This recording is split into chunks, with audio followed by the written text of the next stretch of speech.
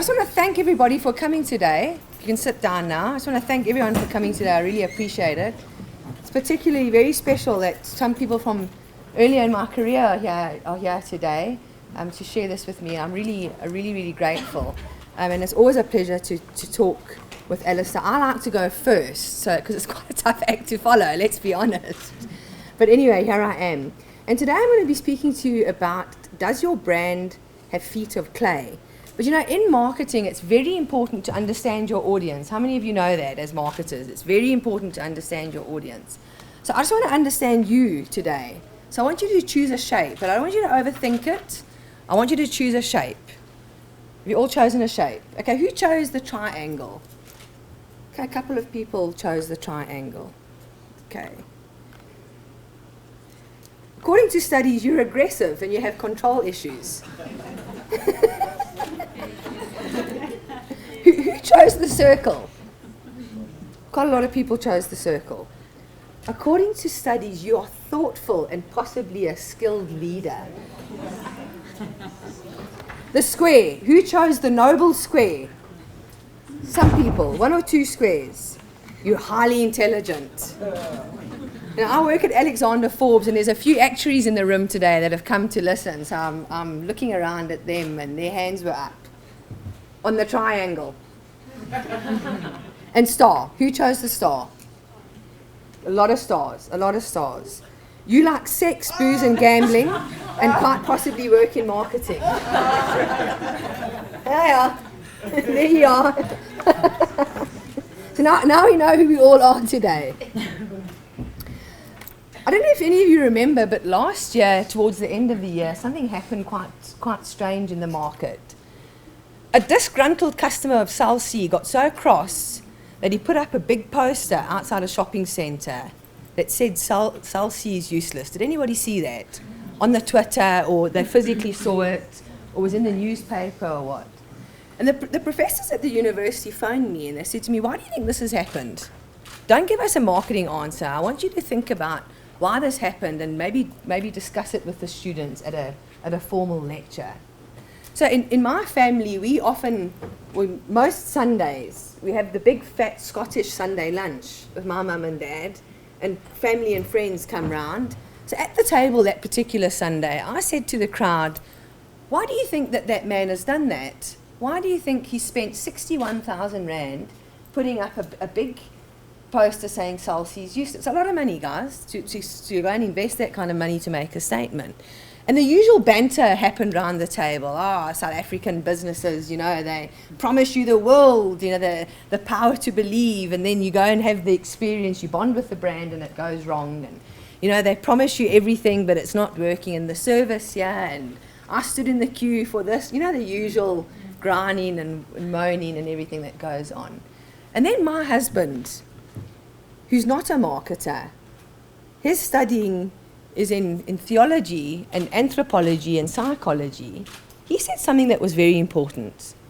And he said, being ignored is one of the worst human experiences. And that man was ignored.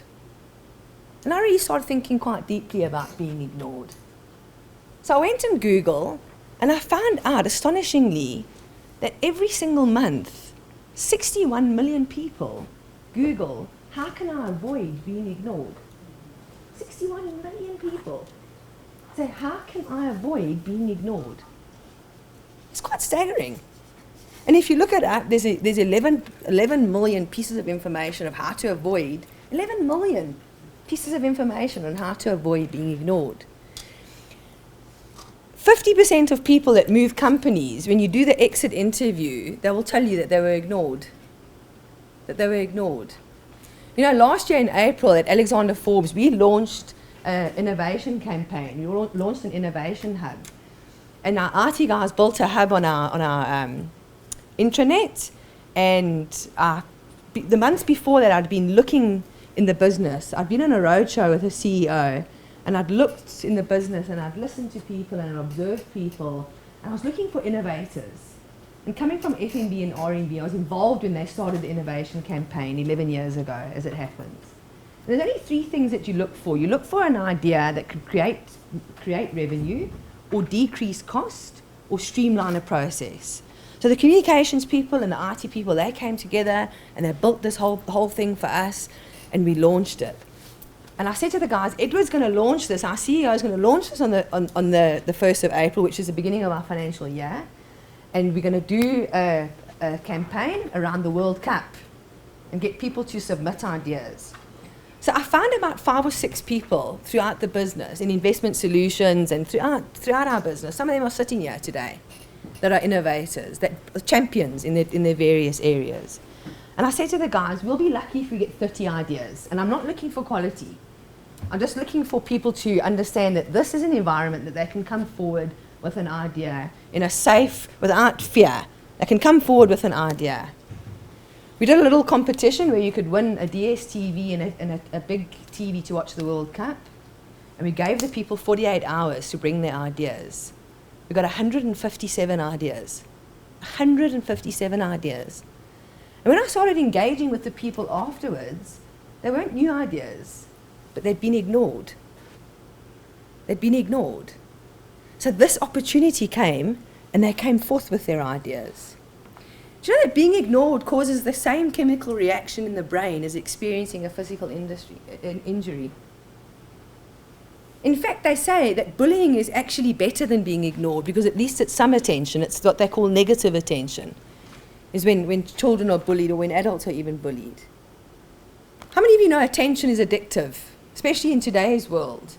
You know, since time began, men and women have always got attention for talent, whether you're a circus person or a great singer or maybe an excellent artist, or maybe you invented something, like the great inventors of old and the current. You got attention. People would write articles about you. You'd appear in the newspaper, maybe on television. Careers were made on those various platforms. Today we have people with no talent getting attention. Okay?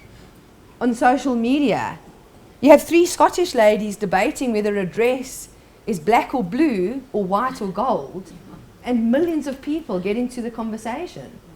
Or you get a talentless individual that shows the world her bum and she breaks the internet. How does that happen? That we're doing that? I can't understand it.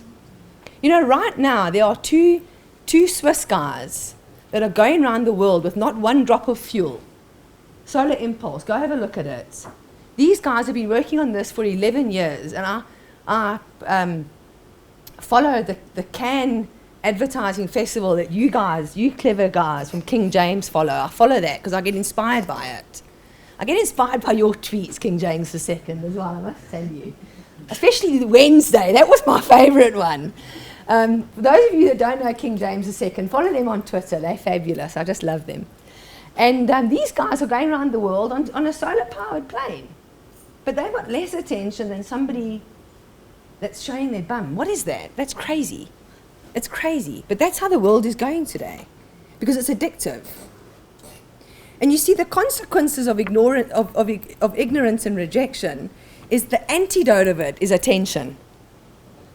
Have you ever wondered why Hollywood has such a big thing with the Oscars and the many awards that they have? And they have many. They have actually about 7 or 8 awards over the course of the year. I've often wondered it's because those people have been rejected so many castings, so many pictures, that they need that award and affirmation as a kind of antidote to that kind of rejection. But you see what happens, ladies and gentlemen, when people get ignored for long is they start to bandy together if they have some like-minded feelings. And that is how revolutions are started. So 100 years ago, people were tired of being slaves, so they bandied together. And eventually, slavery was abolished. And it was abolished in 1830. Then a group of people bandied together against segregation, and that happened in 1954 in the US. Now, why am I talking about that in South Africa? It's important, because what the people did in the United States created pressure for what we did in this country. Martin Luther King came on the scene, and in 1964, their laws changed. It's actually not that long ago. But that was important because it started to create pressure for this country. 30 years ago, people started getting sick and tired of our segregation, also known as apartheid. And they started banding together. And more pressure was created. And then in 1991, the laws changed. It's important to know that in 1991, the laws changed. Women started getting fed up with not getting the vote. So they started banding together until they got the vote, which was in 1930. Again, I don't believe that was that long ago. That created, that was 1928. That again created pressure, and women got the vote in South Africa, well, white women, in 1930. And that's important because then in 1991, all women got the vote. But I'm not sure they would have if this pressure hadn't been created by this group of people that were tired of being ignored. Now let's fast forward, right now to 2015, where we've got this problem, the gender pay gap. Women are tired of getting less than men. Look at us in South Africa, 65%. France is 50%. The first world country at a 50% gender pay gap.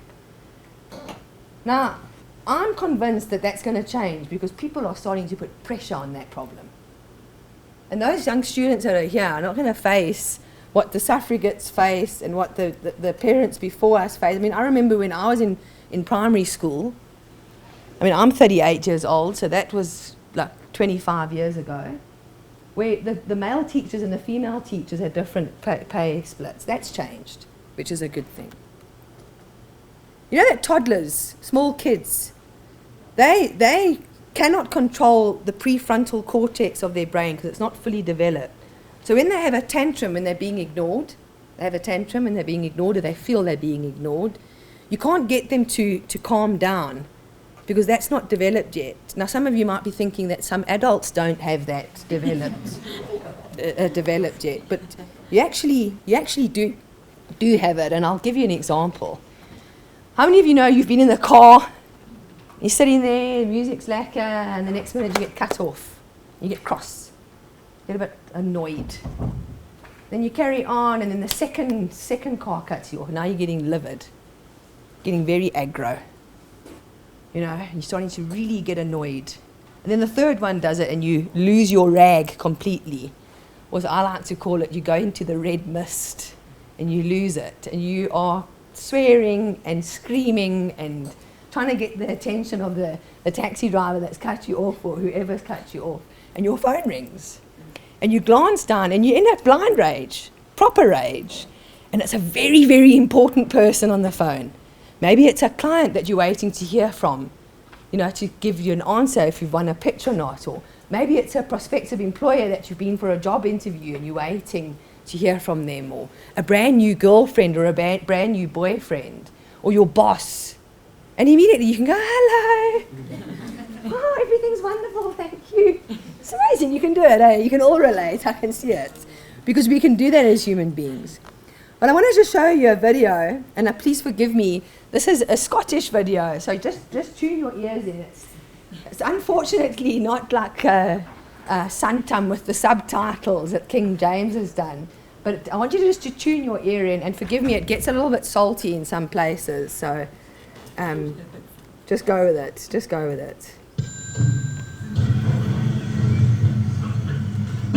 What's the buttons? Oh no, they installed voice recognition technology in this lift. I heard about this. Voice recognition technology in a lift in Scotland. Ever tried voice recognition technology? No. They don't do Scottish accents. 11. Could you please repeat that? 11. 11. 11. 11. Could you please repeat that? 11. Whose idea was this? You need to try an American accent. 11. 11. That sounds Irish, not American. No, doesn't it? 11.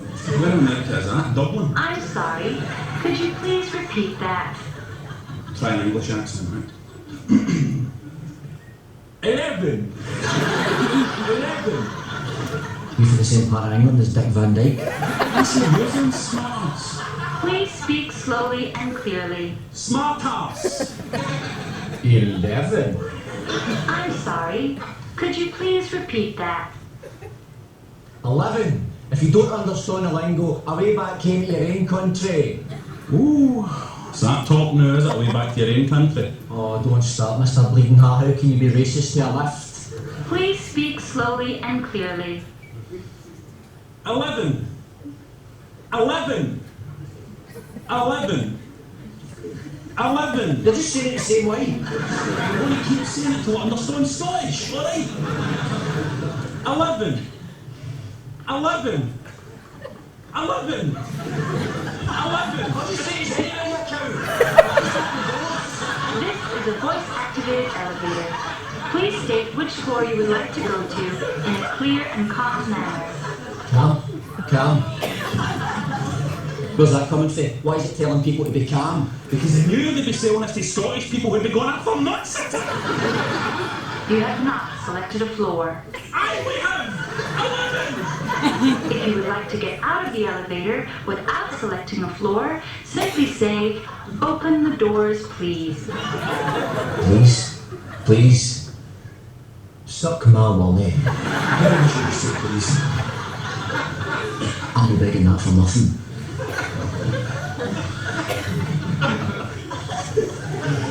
Open the doors, please. Please? Pathetic. Please remain calm.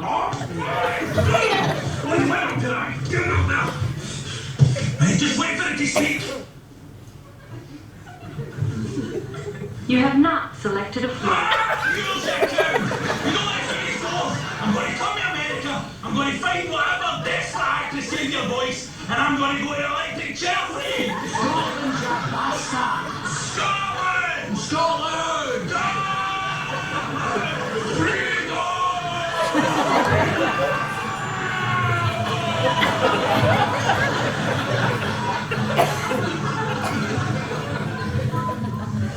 Going up. How many of you know we've been there before, eh? Where you get so cross because you ignored and misunderstood.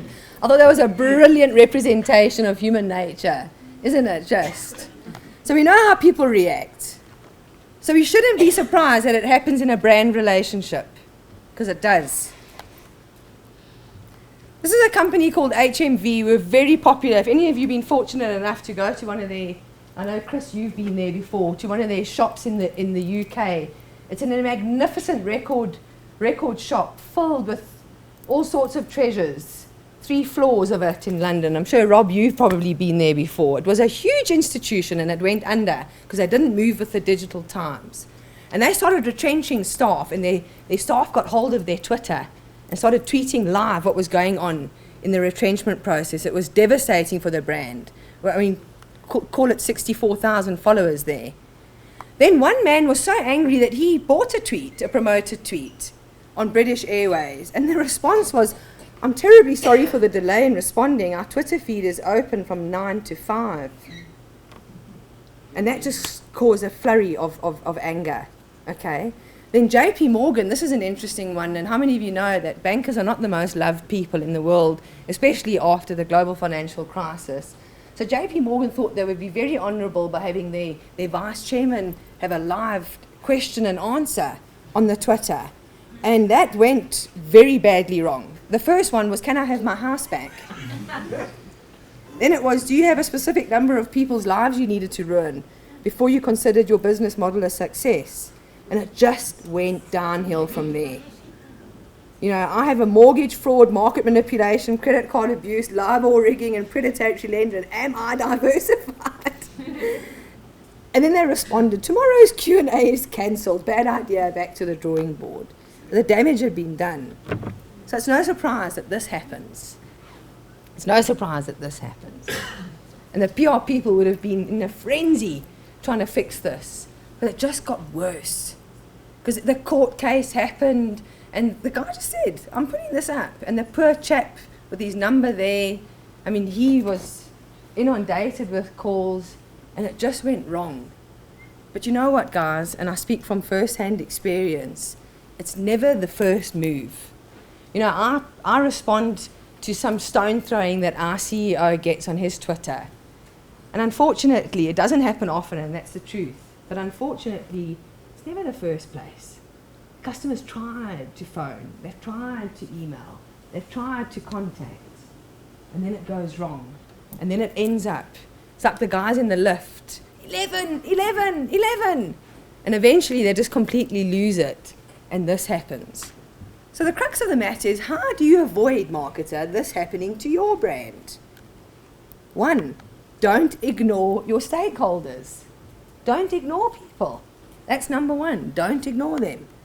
Number 2, don't have a brand with feet of clay. How many of you know the story of Nebuchadnezzar? Nebuchadnezzar of thousands of years ago, he had a dream of a statue, and it had a head of gold and a chest of silver, and it had a body of bronze and legs of iron and feet of clay and iron. And the stones and the boulders came and hit the feet of clay and iron, and the whole thing fell over. The whole thing fell over. So I've used that analogy to look at your brand like that. So the head of gold is the glittering brand and product campaign that the ad agency puts together for you. It's that promise and that mouthpiece. It's the thousands of hours of work that goes into putting that brand out there as something that people want to bond to and buy from. And it's an enormous effort. And it's well done, and it's true. It's a promise, and it's a belief. The chest of silver, which is in your company now, are your stakeholders. Now you've got 4 stakeholders in a business.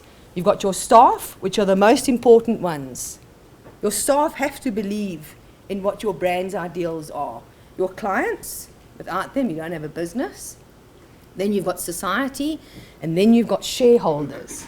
If you're a listed company like me, that's quite an important part of it, because you've got to have an investor relations strategy for them. If you're a self-owned company, you still have shareholders. Every company's got shareholders. Some just 1 or 2, others thousands.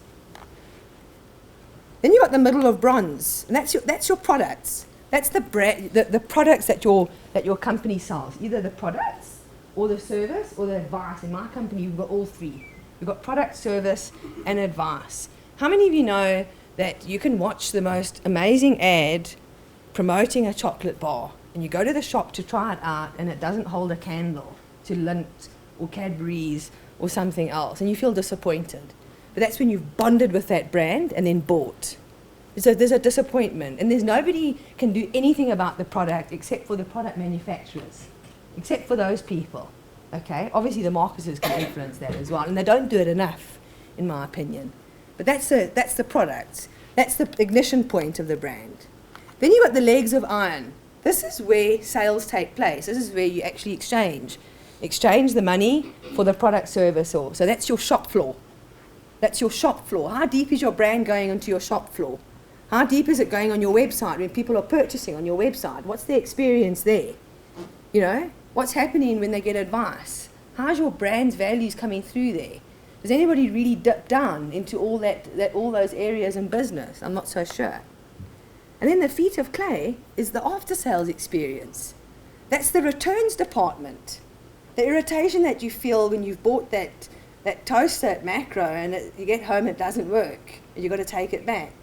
You're annoyed before you even arrive. Never mind the experience that you have there. But that's where the brand story needs to be strongest, to restore your faith in that brand if something has gone wrong. That's where it needed to be stronger a year before the man put up the Salsi posters and the feet of the brand. And that's the after-sales service. The claims in your insurance, our claims department, that's the feet of the brand. It's the experience that the client has, and you can turn that experience around for the better. So how do you ensure that that glittering promise that you had in your ad campaign in that head of gold goes right through your business, reaches all those 4 stakeholders from top to toe, so that it doesn't matter if stones are thrown at your brand, that you will withstand that going forward? How can you ensure it? And this is the important part. Your brand has to have a higher purpose. Alistair touched on it earlier. I was about to actually get up and say, please stop talking, you're stealing my whole speech. But he touched on it earlier about, you don't have to say, right, what are we gonna own? Remember when he spoke about that, he said, what are we gonna own? Happiness or joy? Your higher purpose is what you believe in. It's the joint shared beliefs that you have as people in your company. In our company, we really believe that we can ensure people's financial well-being. We believe that, all 4,000 of us. In our own microscopic way, every single day, we create, grow and protect people's money. We just understand that. But it's taken many years to get that down into the business and into the staff. And to get that out to the other stakeholders is another matter. But your brand has to have a higher purpose, a North Star, a why. Some of you have seen Simon Sinek's work. It's not about what you sell or how you sell it, but why. Why? Why do you do what you do? I love the way Dove does it, to make people feel beautiful. That's their higher purpose. That's their higher purpose. That's what they want to do for other people, is make them feel beautiful. You know, Gatorade in the US, their higher purpose is to drive the human spirit. And, you know, I do run slow and I do a few half marathons, but I know what it feels like to not want to do any more. Not want to do any more, can't anymore. And there's some athletes sitting in the room here today. I mean, I know Darren's an athlete, Tracy's an athlete. They know what I'm talking about. Many of you that I don't know what I'm talking about, where you can't put another foot forward. And somebody will go, come on. You only got just over there, you're nearly there. And you do it. How do you think human beings make it with the comrades? I mean, it's great. It's 90 Ks. It's 90 Ks. How do they do it? It's a human spirit. It's a human spirit. And that's a brand that pushes that. And that just excites people. For me, marketer, if you and your agency can impact popular culture in a unique way, that's it. And it's to what Alistair was saying. You can't do that in a scientific way. It's got to be a joint deep belief. A joint deep belief that you have, that the creative people can do. Second of all, ensure you keep your staff informed. And I've made this mistake before, where I've launched a campaign into the market and felt great. Sunday night, carte blanche, lacquer, FNB, it's on there, wonderful. Walk into work the next day and there's someone tapping their foot. I got an SMS last night. My cousin was telling me what a great ad you had and I don't even know about it. It makes people cross. Don't do it. Always launch with your staff, always. Deepen that. Agency insists that they have an internal launch, proper internal launch with the staff. You know, if your staff get something before the market gets it, they will tell everybody because it's theirs. They believe it. They own it. You've got the higher purpose. Always start with your people. Third, never let the sun go down in a client complaint. You won't have the HMV, the British Airways, the Cell C. You won't have that. Now, you can't solve everything today, but you can pick up the phone. People hate phoning lately. Have you noticed that? They like to email and SMS and things. They don't like phoning or face-to-face. I phone. I don't want to, but I do it. Okay, I phone because the person immediately gets off the Twitter and they get off the anger, and they're always a lot calmer on the phone. Then you can have a conversation. You might not be able to solve it, but you keep phoning them. You must own a complaint. You must own a complaint. The art of service must be integrated into your brand's DNA. You've got to, in some way, ensure that everybody understands that they're responsible for a client. That whole statue, if you go back to the statue, right down to the feet, every single person is responsible. And you can do that. You can do that in your business if you have a plan. If you have a communications plan and you help people understand the impact of their work, they will be able to have that art of service. You know, the famous story goes with President Kennedy when he went on a tour around NASA in the early 60s. And he saw the janitor pushing the trolley, and he said to the janitor, hello, what do you do here? And he said, well, I'm part of the team that's helping put the first man on the moon. And that's understanding impact. That's understanding your higher purpose. Doesn't matter what you do in the business. It's understanding that you are part of the team to get the man on the moon or to protect somebody's well-being, like that Alan Gray. And funnily enough, Alan Gray himself wrote an article about 6 months to a year ago about purpose being more important than profit. And it talks to exactly what I'm saying today, and it's exactly what we believe in our business. Number 5, learn how to confidently confront your brand's bullies. This is a new thing that's happening. And it's not anything that you've learnt about in university, students. And it's quite new, but I have discovered that brands have a lot of bullies at the moment. So when I look at an angry tweet that's going towards my CEO, I immediately go into the individual's Twitter line, and I can see that they just throw stones. That's all they do. There's Standard Bank this, and Alexander Forbes that, and Spar this, and Edgar's that, and Chelsea. That's all they do. It's just shout, just throw stones. Sure. And I call them opportunists. Now, we haven't decided how to deal with that quite yet, because we always used to be afraid and frightened. You know, oh, we don't want a brand reputation. Get the PR people, quick, help. We've got a problem here. But we need to start changing ourselves a little bit here. Now, you get genuine people that have had a bad service and they need to be looked after. Remember my early point? Don't let the sun go down on a client complaint. But you also get opportunists. So I'm actually busy working on a new piece of work. Maybe the university will invite me back so that I can talk about how to deal with brand bullies and how to identify them, you know, and how to speak to them. You know, I remember many years ago when I was in high school, I used to work for Edgar's. And I was on the weekends, I was head casual at Edgar's. And I worked in all the departments, because when people went on their lunch break, I would go to the menswear, or the ladies' wear, or the shoes, or whatever. And I ended up in the credits department, the age of 16. The credits, people bringing the stuff back to the Edgar's Alberton it was. I suppose any of you know where Alberton is. But anyway, yeah, good. Matric farewell season. You'd see them coming. People would buy a matric farewell dress, go to the matric farewell, and then return the dress the next day. It was really devious. Now that's not right. That's a brand bully. And the line of people would be waiting there to exchange the dress, and because I had such a great mentor there, a lady that taught me, and she showed me those kind of brand bullies. And they would be standing in the queue, and the mom would be leaning out, and I could read her mind. She'd go, little 16-year-old there. It's going to be easy. An easy one. Then she'd get to the front of the queue, and I'd say, "How can I help you?" "No, I want to return this." And the dress was stinking of alcohol and cigarette smoke, and I could never be worn. You know what I mean?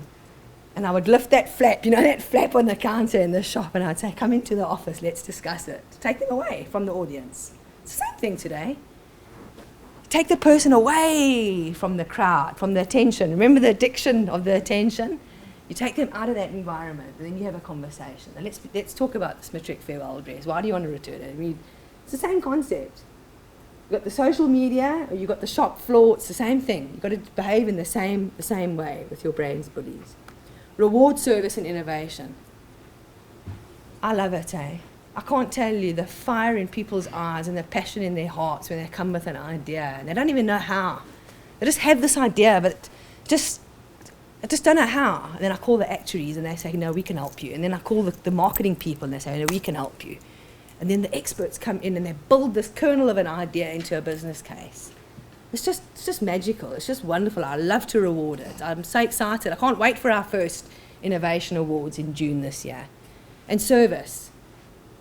You know, people are doing their best. You know, most people are doing their best, eh? They're doing their best. Don't ignore them. Give them a hand clap and some form of encouragement. It just means the world to people. And then finally, and I spoke about this last year, make sure that you have a silver bullet, the agency and the creative partnership. And Alistair couldn't have said it better, how he spoke about that partnership. Look what that partnership did to that brand. You can have the same. Make sure that you have that bullet between yourself and the agency. Now, it's all great and wonderful, and a lot of people say, you know, Katherine, when you and Edward speak about the higher purpose, I almost feel as if it's like quite a religious thing that you're trying to say to us. I don't really quite understand it. And we've got some new people on our board, in Alexander Forbes, some Australian people and people from the UK. And the English guy was saying to me last week, he said to me, "Kath, I've got religion." I said, "Oh, really?" He said, "Yeah, I'm building a higher purpose for our company in the UK." I said, "Good, I hope you've got a good agency to help you with that." Because that's just how people diagnose it. But it's not really that, it's just an ideal. It's an ideal, it's a shared belief. And you know why? You know what happens when you do this? This happens. This happens. As a consequence when you get people to believe in something, this is what happens. Okay, this is the Stengel 50. I'd recommend you study it. This timeline is from 2002 to 2012. It is the global financial crisis in there, granted. Standard & Poor's 500 came in at minus 7.9 through those years. Remember, we had the crash in 2008. The Stengel 50 are brands that have an ideal or a higher purpose. They beat the benchmark by 382.3%.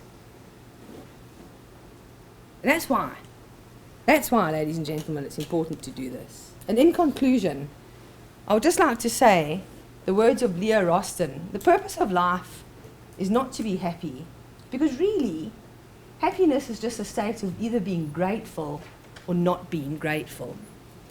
But the purpose is to matter, to be productive, to be useful, to have it make some difference that you lived at all.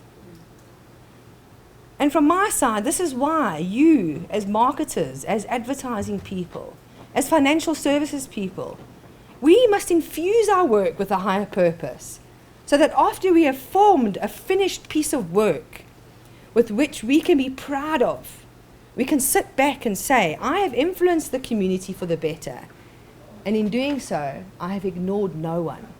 Thank you. The University of Johannesburg. Rethink, reinvent.